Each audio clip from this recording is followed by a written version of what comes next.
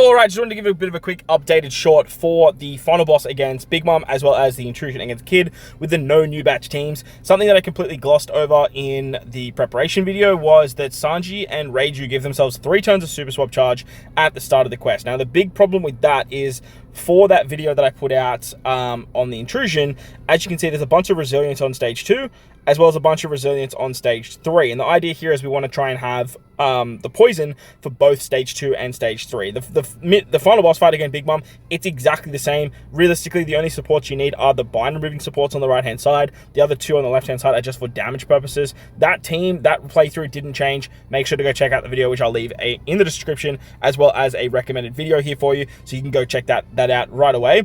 But for the intrusion, we had to make a bunch of different changes to the supports. The team, ironically, is exactly the same.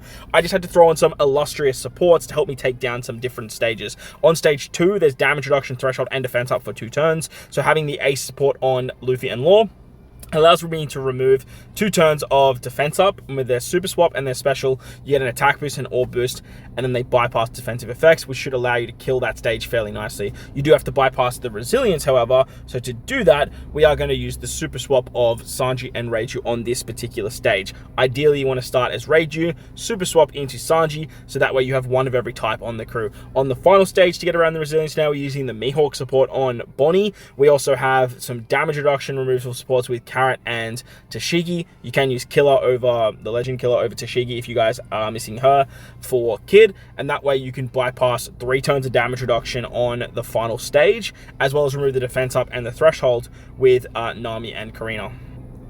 We have the Mr. 3 support on Pudding to give us a little bit more damage output with the damage reduction conversion buff, because we have one of every type on this particular team. Make sure you start as Law so you can super swap into Luffy so you have a Dex character, and with this you should be absolutely fine.